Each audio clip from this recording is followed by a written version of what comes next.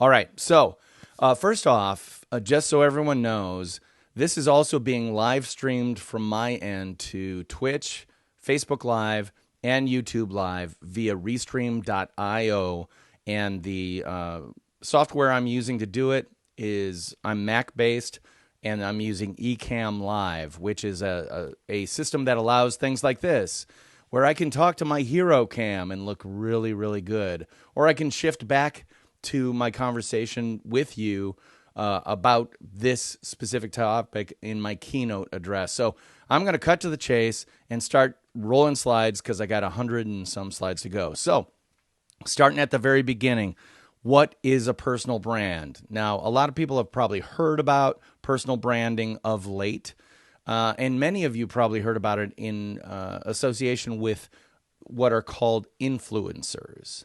Now, we're going to talk about influencers in a little bit, but let's go to the very beginning of personal branding, which goes all the way back to an article that was in a issue of Fast Company magazine in 1997.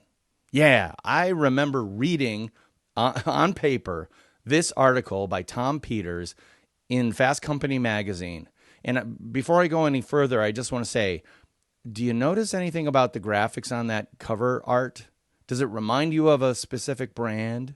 Does anyone have a guess of what that brand might be?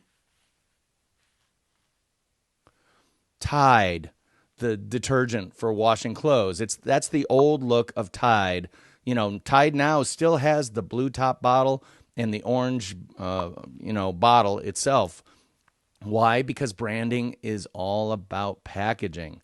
Anyway, this is still available online, and you can read the whole thing. But here's the definition from Wikipedia. Personal branding is the practice of people marketing themselves and their careers as brands. While previous self-help management techniques were all about self-improvement, the personal branding concept suggests instead that success comes from self-packaging. The term is thought to have been first used and discussed in a 1997 article by Tom Peters, which appeared first in CEO World magazine in 1997. I think it was later reprinted and expanded upon a little bit in Fast Company. And as I said, you can read that. It's still online. It went up online on Fast Company's website August 31st, 1997, and it's still there. I really encourage you to read it because Tom Peters makes a compelling case for personal branding for everybody. This is not just for 21-somethings who are doing makeup makeovers. It's for everybody, and I can prove that, and I will prove it during this conversation. The key thing that attracted me was the idea of self-packaging. I had never thought about that before, but it makes total sense. At the same time I read this article, I was working for a creative director who always wore suspenders. Now, I have to ask, one day I was talking to him and I said, why do you always wear suspenders? And he said, it's part of my brand. I'm like, seriously, dude? And yeah, he was dead serious. And then I started thinking about it. And if you think about the advent of branding, it was all about packaging and identifying. I mean, the very first branding was so that I knew that that was my brown cow and that's your brown cow. We branded them to tell them apart, to differentiate them. You can't do that if you're just a brown cow. And I'm suggesting none of us wants to be a brown cow, except maybe on furry weekends in Las Vegas. I don't judge. Anyway, here's another example of it. Which of these two simple little bags is worth more? Not necessarily in terms of cost or dollars, but in terms of your neighbor's jealousy as you walk out of your car with this bag and you walk it into the house and they go, or you're walking down Fifth Avenue in New York and from 5 blocks away, you can see a stylish individual swinging that bag. You know exactly what it means if you're involved at all with what Tiffany stands for and what their brand is. My whole point is that most of us are the plain white bag on the right, but some of us are the Tiffany bag on the left. You should be the Tiffany bag, because your worth and value needs to be clearly communicated to the marketplace every single day. Now, this was hammered home at Social Media Marketing World in 2019 when I saw Mark Schaefer speak. Mark Schaefer is the author of a fantastic book. Where is it? I can't find it. Called Marketing Rebellion. In that book, and this is one of the major sections in the book, he posits that the personal brand is now the company brand, and he makes a very compelling argument for that idea. The idea is really that brands, which used to be everything, are now dependent on your last interaction with a human being. For example, just two nights ago, my wife and I were on hold with United for 2 hours trying to get our daughter a change ticket back from the UK. And we're not freaking out, but we're in the red zone as a parent. It's like, we got to get her out of there before Trump shuts down the borders. And this was literally 30 minutes before his speech that night. So we're red zone. And I've had bad examples or bad interactions with United Airlines in the past. Well, we actually got someone who was great, very calm, put us on hold for a couple of minutes here and there as she sought to find an alternative. And she came back online and said, I have found a seat for her. She's flying out on Friday. Normally there would be change fees associated with your ticket. We are waiving those fees because of coronavirus. I hope that you feel more comfortable and that your daughter gets home safe. Guess what? That single interaction with a single human being completely turned around my feelings about United Airlines. That is the power of an individual, meaning that person, that personal brand, is now representative of the company brand. Making sense? We've all had terrible, interactions with people representing a brand, but the ones you remember most of all are the magnificent ones that serve you, that satisfy you, and can ideally keep you coming back for more. Why personal brand? Well, that's why. But here's another example. NASCAR. Now, I am not a NASCAR fan, but I am aware of it, especially from this point of view. In NASCAR, you have cars, and then you have drivers. In fact, you look at those things, and they share a lot of the same look, feel, and what would be called branding by people who consider branding little more than graphic consistency. Yep, they both got the big M&Ms on there. They must be M&Ms. They're not. And here's the difference, because that driver used to drive for Skittles. Before that, he drove for Interstate Batteries. Before that, he drove for Double Mint Gum. And my favorite is he drove for dog food. Who's that driver? Well, here's the thing. If you don't own it, it's not yours. Meaning, he doesn't own any of those companies. But he does own something, and that is his personal brand, which is 100% his. Do you know who that is? It's Kyle Busch, one of the top competitors in NASCAR. And there, he's wearing an M&M's. Oh, but it's peanut M&M's colors. So he's changing it up, people. But here's the thing. Kyle Busch's fans love Kyle Busch's brand. So play this out in your head. What happens if Kyle Busch leaves Team A for Team Z? Some fans are going to stay with Team A because they like the branding of the car or they have some association with it, whatever. But I would posit that the vast majority of those fans would follow Kyle Busch wherever he went. Why? Because they buy into his brand. Why is he valuable to brands who own cars? Because his brand brings a ton of followers with it. Makes sense, right? You don't follow the car, you follow the driver. Well, here's the thing. In your career, a lot of us right now are drivers, letting other people own our car. Or let's get even a little bit more granular.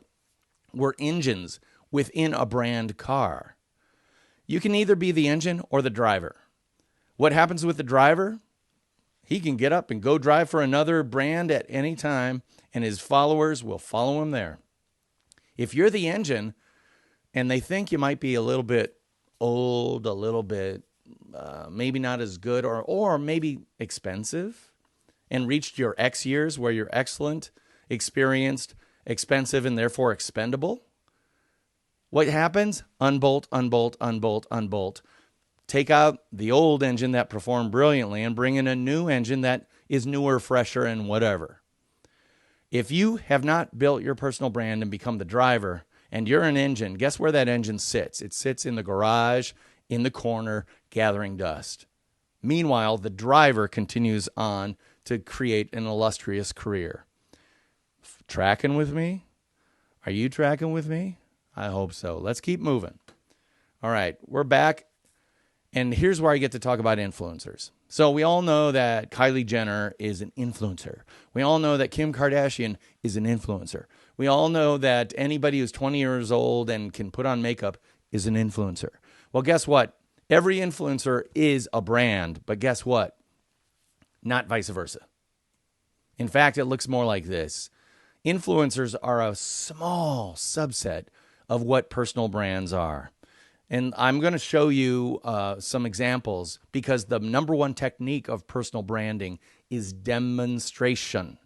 You have to demonstrate who you are, what you do, and how you do it to build the package of information about you that people can understand, remember, refer, and interact with. Let's meet a few personal brands who are really demonstrating who they are, what they do, and how they do it. You know that old phrase, fake it till you make it? I believe demonstrate it and you'll make it is a much more actionable phrase. I hate the fake it till you make it people. I love the demonstrate it and they make it people. And I've got an excellent example of that coming up. First of all, meet Pelpina Tripp. Anybody on LinkedIn has probably run across Pelpina Tripp in your timeline at one time or another. She's really active on Instagram and Facebook. And the funny thing is, she's Dutch. Speaks flawless English, but she's Dutch. If you follow her, you'll see probably a third of her posts are in Dutch. How do I know this Dutch woman? And how do I know that this Dutch woman is building a career based on teaching people how to use smartphones to create video? How do I know this? Because she demonstrates it continually. In fact, earlier today, I was on LinkedIn, and she's got a new video up right now about how to use smartphones to create compelling video. Come on. I know that Pelpina Tripp, a Dutch woman, is a master of smartphone video. How do I know this? She demonstrated it. Moving on, here's another one, Richard Moore. You probably have seen him in your LinkedIn feeds because he continually demonstrates that he is all about mastery of business using whatever tools are appropriate for the day. He's a business consultant located outside London, a really nice guy. He's very active on Facebook and LinkedIn. In fact, every Monday, I think it's 8:30 local time here, he does a live show with people hooking on Facebook Live from all over the world where he answers questions. His spiel is that he reads a ton of books. He's a historian by training, so he reads every business book out there. And so he can talk with great expertise about all the ideas that are bubbling out there in the world of business.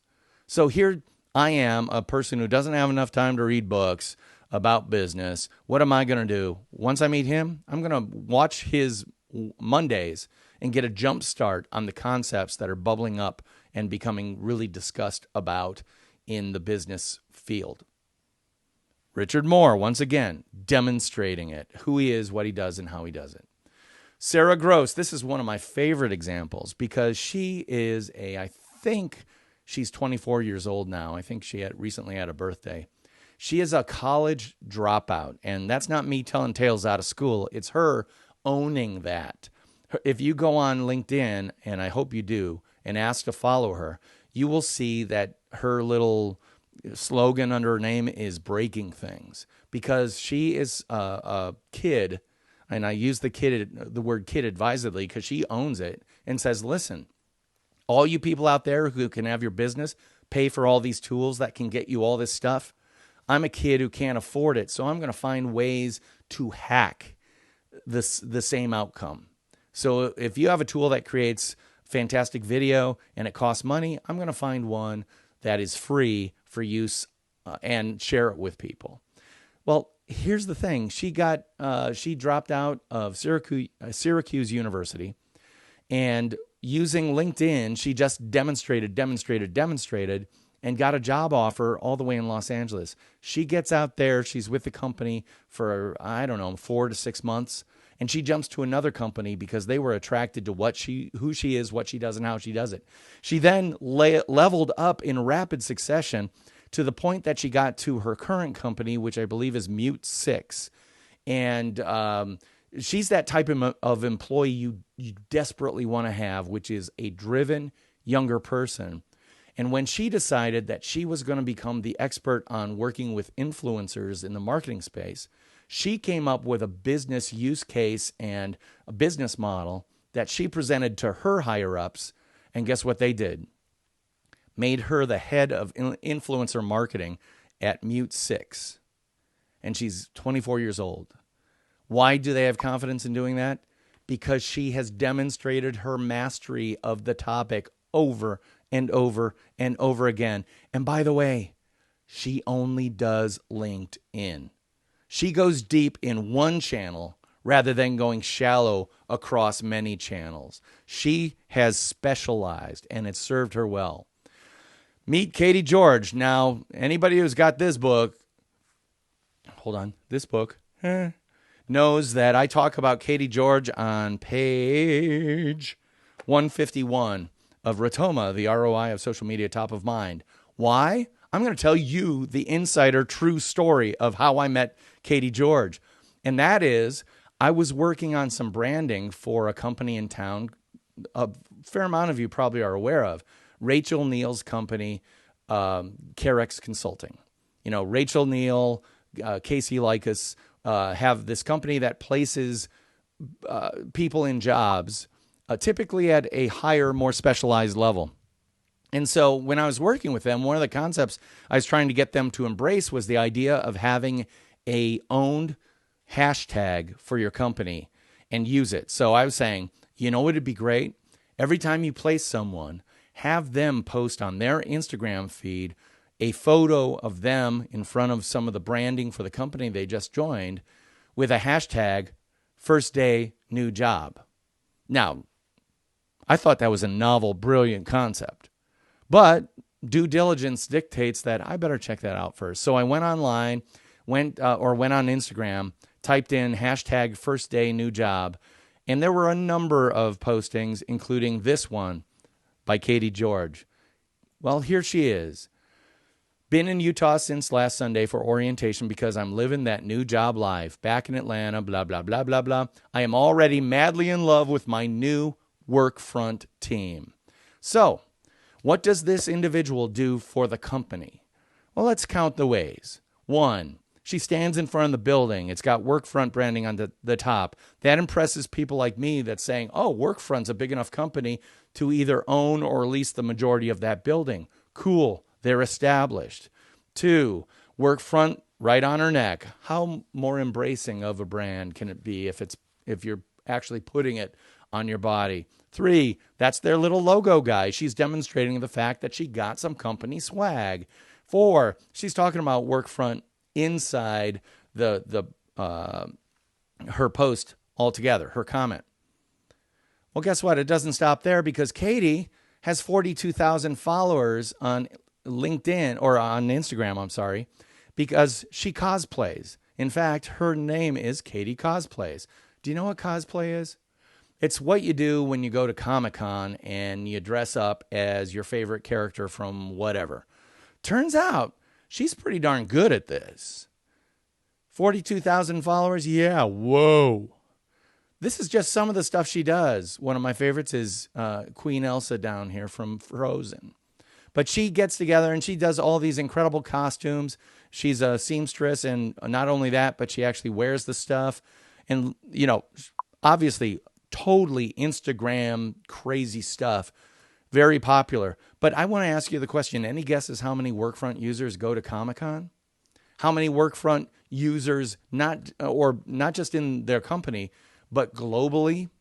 Yeah, Workfront is used. It's a tech platform for companies. Well, a lot of those tech-oriented individuals who work for companies are fans of things like cosplay. So having someone associated with your company that does that gets you a lot more exposure and can really make you a whole lot cooler compared to your competitors. So I don't just want to talk theory. I want to give you some stuff that you can do to start getting ready. Ready, set, go. 1, every day is Thanksgiving Day when you are inviting your personnel or the people you work with to become personal brands. What do I mean by that? No politics, no religion, no jerks. Because half your audience is Weird Uncle Jerry. Now, Weird Uncle Jerry's the guy who comes with the t-shirt that has a slogan that is purposely designed to piss off his brother. Or wears a hat that is designed to literally stick fingers in the eye of half the table there. Weird Uncle Jerry. You don't want to get this guy going. So once again, no politics, no religion, and no jerks. If you have people in your organization, you have to ask, do they know how to dress on Casual Friday? Because you'll remember that episode of The Office where what's her name liked tube tops. No tube tops on Casual Friday. But the question is, how casual is your casual for your brand? If you're a snowboarding company, could you post a photo of one of your guys snowboarding naked down a ski hill, as long as it's not too illustrative, if you know what I mean?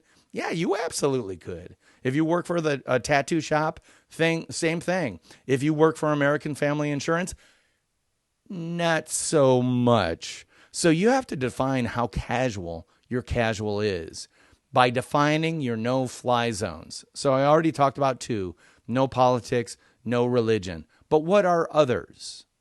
I'm not here to tell you what they should be. I'm telling you have to figure out what they are. And then you only invite people who you know can obey and understand those no-fly zones.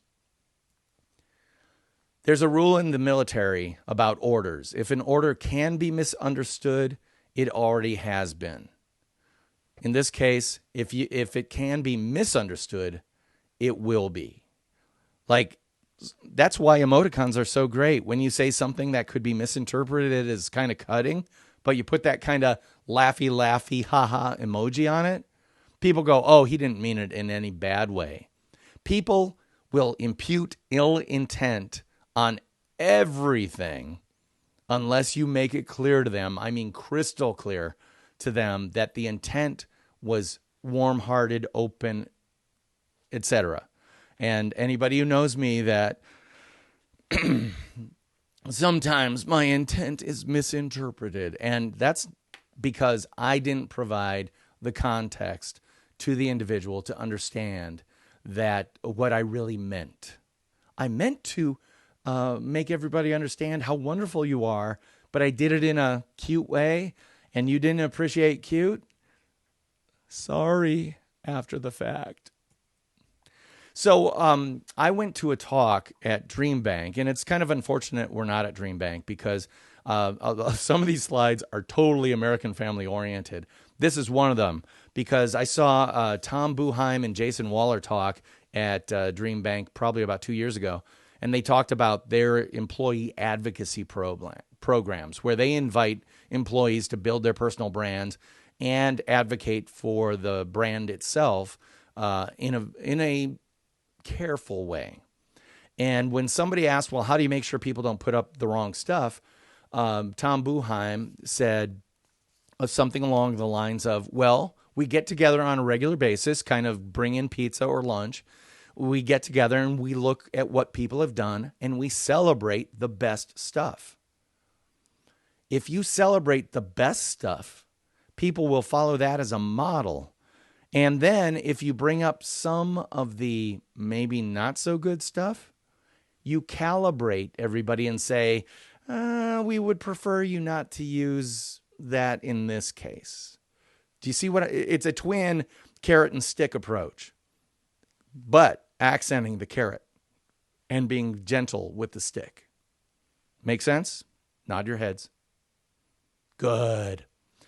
Brand floats both boats. Now that one boat is your company's brand and the other boat is your individual's personal brands. And there's a concept we use in marketing a lot called branded house or house of brands. What does that mean? Well, think about it. A branded house is Ford F-150, Ford Viper, Ford Mustang, Ford Probe. House of brands is like Kellogg's, all the different sub-brands. Like if you went to a store to get a box of cereal, you're not getting a box of Kellogg's. You're getting a box of, name the Kellogg's sub-brand, right? But if you go to a dealership and you want a Ford, you're going to a Ford dealership. Got it? A branded house is everybody is us. We are Ford. But a house of brands is really a valuable idea and framing for the way you should think about your company. Right now, Logo Inc. has 5 fantastic people working for them. Someone in the C-suite, a founder, CEO, someone in operations, R&D, user experience, and sales. Right now, every single one of those people are commodities. They are unknown outside the company by the greater business community. They may be known a little bit within their individual sectors, but they're certainly not universally known. What if instead each one of those people were a brand? Logo Inc. would then become greater because of the sum of the parts. Now, some people might say, well, if I let my best people build their personal brands, they're going to leave. I got to tell you, the days of hiding and hoarding your people are over. There's this thing called the internet. There's this thing called LinkedIn. If you're an HR professional, how many times are you on LinkedIn on any given week? I'm going to tell you it's probably daily, because they can go in, they can see who's in what position where, they can do all the searches and stuff like that. So the idea that you can hide your best people just is impossible now. Instead, you need to take the approach like Google does, which is we are the NASA for launching brilliant careers. And consequently, when's the last time Google had a problem filling a position? When somebody left to do their own venture capital invested theme or thing? When is the last time Google had any problem filling a position? They don't, because they're a launch pad for brilliant careers. Well, you could be too. Oh, and by the way, we live in Wisconsin. People in Wisconsin are naturally risk averse or career adverse. You know, they are definitely 1 in the hand is worth 17 in the bush. The ones who are entrepreneurial have already left, and they might come back when they want to have kids, coming back to spawn like salmon. But for the most part, the entrepreneurial already have left. The ones who are here want to stay. And they'll do that if you allow them to stay and grow within your company. And I got to ask you, which would you rather be? A warehouse of commodities or a team of brands? Yeah, come on. I'm not plywood. Neither should you be. Employee advocacy. There's a best practice that is actually, I think, legislated or regulated by the Federal Trade Commission. And that is, if you are actually advocating for a brand, you know, like the company you work for, you have to have a hashtag that says so and makes it clear. So, and again, this was designed for being at DreamBank, but hashtag I work for AmFam is the hashtag that personal brands and brand advocates that work for American Family Insurance actually use. But guess what? They aren't alone. Just do a basic search and you see number 1, I work for Dell. I work for Enterprise. And by Enterprise, it's Enterprise Car Rental. They're number 2. I work for Meyer. I work for Diageo. I work for JCP. JCP as in JC Penney? They're in the top 4. Give me a break. But anyway, I work for General Mills. I work for the Hartford, et cetera, et cetera, et cetera. Companies are out there doing this. And the question is, are you? Because every time you do this, every time one of those posts goes out, it proves to potential new hires that this is a cool place to work. This, I just saw this yesterday, I think. Yeah, they posted it March 5th, but I saw it in my timeline, I think, yesterday. Tom Buheim and his team reflecting on 10 years of social media marketing at American Family Insurance. Yep, American Family Insurance sells insurance. Is there a more commodified sector in the world? Insurance is insurance is insurance, unless it's a Gecko or the Helping Hands or Flow from Progressive or Follow Your Dreams, American Family. You know, J.J. Watt fishing out plastic from a river. They are doing it, and they're doing it, and they're encouraging their people, and they're meeting on a regular basis as a team, because not everybody is designed to be a personal brand. But we all know the people we work with who are designed to be a personal brand. Like, I'm just going to pick on someone. Leah Roe. When I found out that Leah Roe was a CPA, I went, what? Are you sure she's not like a game show hostess? Because she is absolutely 24/7. Boom. Bigger than life. I'm a bigger than life CPA. Did not compute. Guess what? How much CPA stuff is Leah Roe doing now? Right, Leah?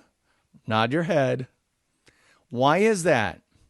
Because Leah Roe's done the work to dig deep and to find out who she is, what she does, and how she does it based on who she is.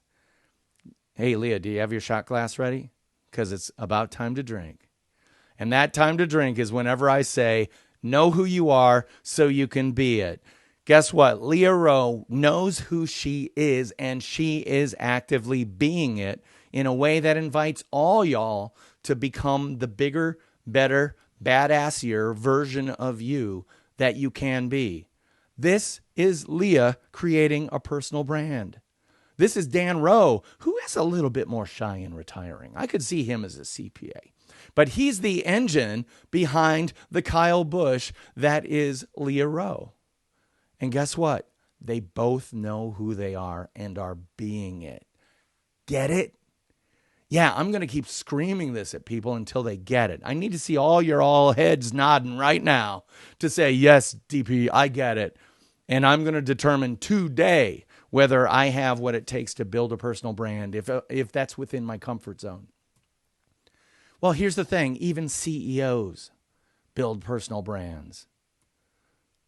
Brent Saunders of Allergan has 29,000 LinkedIn followers, 9,600 Twitter followers, 426,900 Instagram followers. What the? Dan Schulman, PayPal, similar numbers. And then Mary Barra, CEO of General Motors. Look at that. LinkedIn followers, 1,200,000. Twitter followers, 46,000. How does that happen? Because they are actively demonstrating who they are, what they do, and how they do it within the context of their brands. And all this interaction with people globally is, say it with me, free. You don't have to pay a cent. You don't have to get Sales Navigator for LinkedIn. I am on the cheap, free version of everything I do because I am, say it with me, a cheap ass rat bastard. I've got daughters in college. I wear Costco clothes because that's what dad can afford because he's got better things to do, and they're called my daughters. How about this dude? Again, designed for American Family's Dream Bank. Meet AmFam Jack. That is Jack Salzwedel, the CEO of American Family and chair of the board of directors, by the way. He's got 11,000 or 11.5 thousand followers on Twitter. He's really active there. I mean, if you want to see how people can do it, follow at AmFam Jack on Twitter. How impressive is that? He's one of the top users of Twitter in the business space. because he's building his personal brand. And when he does that, up comes the American Family Insurance personal brand as well, or company brand as well. Pat Flynn, do you know this dude? Write the name down and look up his Smart Passive Income podcast. Excellent podcast, super smart guy. Just met him at Social Media Marketing World. What a giver. This guy gives. Well, one of the things he likes to say is there's riches in the niches. And what he means by that is the tighter your niche, your niche is, the better and easier it is for you to build your personal brand within it. Now, a lot of us know Don Stanley, right?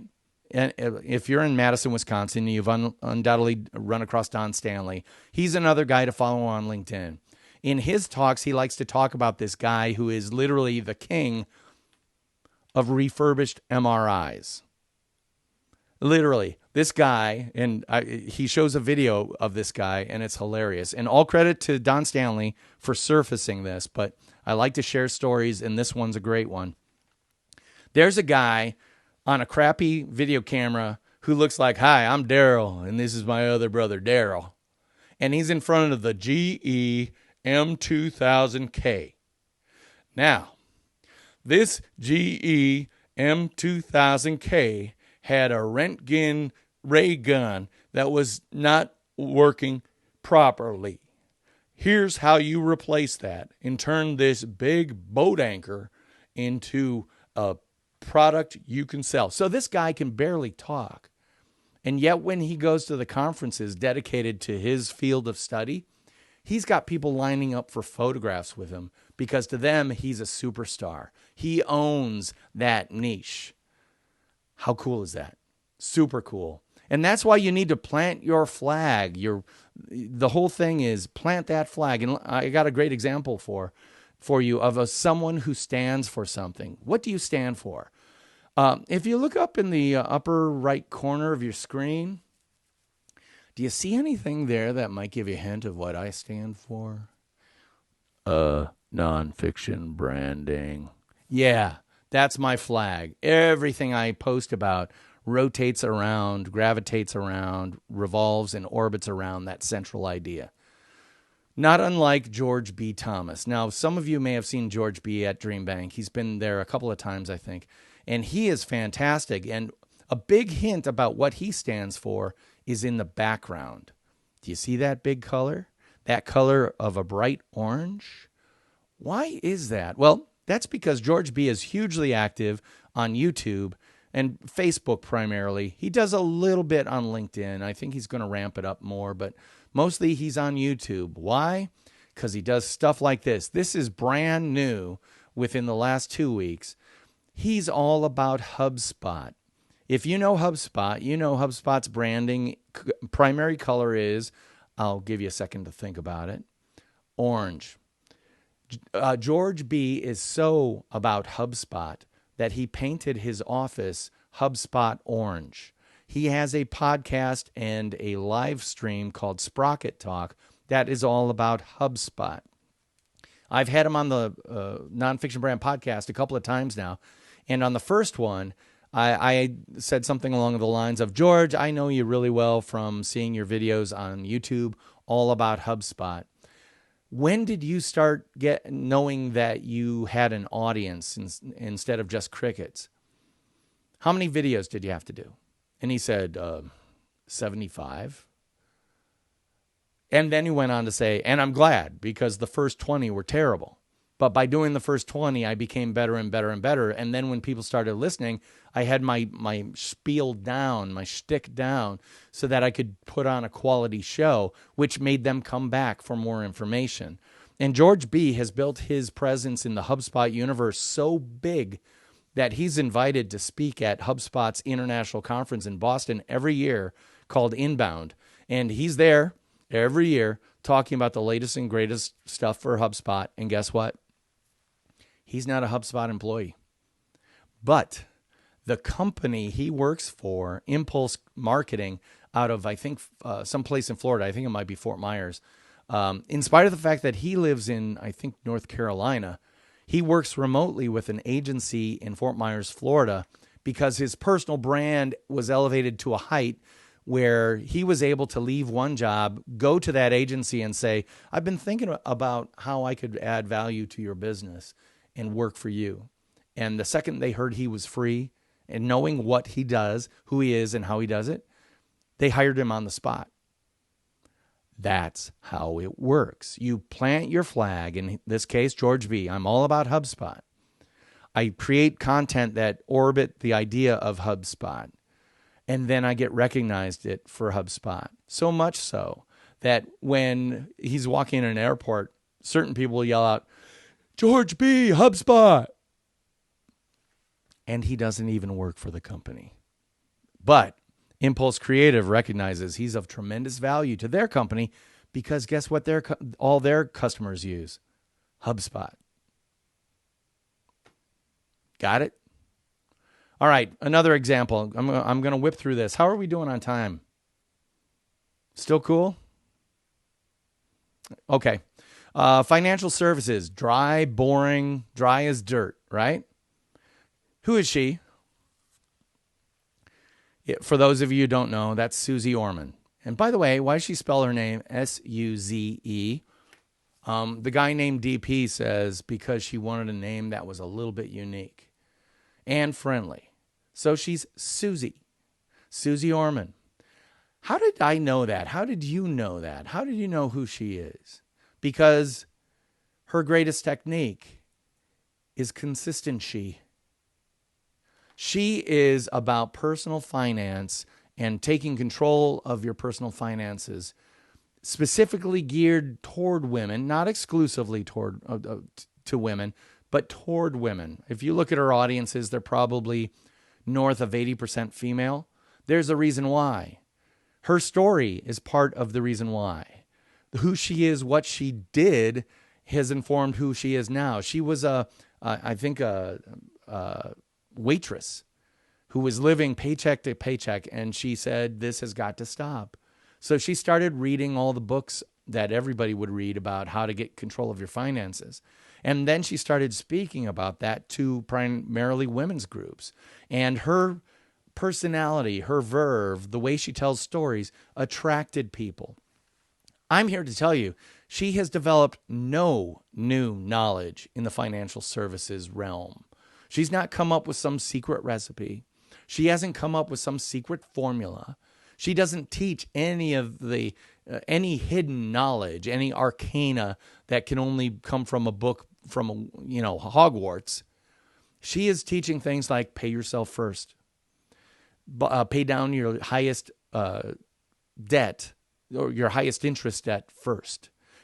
All the conventional stuff, but she says it in a way that encourages people to actually do it. She's consistent. So much so. Her haircut. Can she change her haircut or her hair color? No. Because she needs to be consistently looking the same way. She'll play with it a little bit, but you'll never see her in shoulder length hair or black hair or brown hair or red hair. It's always that kind of sunshine blonde. Yeah. I noticed that George B has changed his hairstyle up a little bit. Is that something he's working into his brand? Well, he used to have a thing he called prayer hair. It's that big spiky thing. He's actually moving a little bit. He's keeping his HubSpot persona, if you will.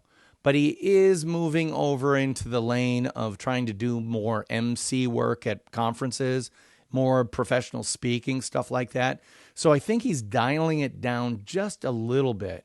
But even he has admitted, because I asked him the same question, he's admitted that the second I do that, people say, hey, where's the prayer hair? That's how associated that look is with George B.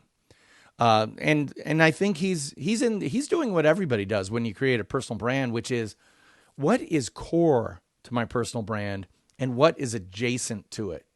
The adjacencies can change, the core cannot. So I want to help you by giving you some homework. And again, we are going to do a whole thing about doing the unselfish selfie thing, which I think a lot of you understand. But I've got a couple of worksheets. One about how to do unselfish selfies, real simple. But the other one's the most important one, which is what I like to call the Key 3 worksheet, which is, let's start with you. What is the foundation of your nonfiction brand? It's 5 simple questions that is just there to prime the pump. When you start thinking about, where should I plant my flag? Am I the creativity guy? Am I the operations gal? Am I all about video? Am I all about not only video, but smartphone video? Yeah. What are you going to plant your flag at? Because here's the thing. When you do posts, it doesn't have to be exclusively about your flag thing. It needs to be adjacent to it, however. So when I talk about equipment, it all ties back to, and I find a way to tie it back to nonfiction branding, building your personal and small business brand. So like today, I talked about Ecamm Live and why I'm doing this way, because I'm demonstrating why you should be using Ecamm Live to give yourself a really great branded look no matter where you are, and especially using the free power tools that are available to you online.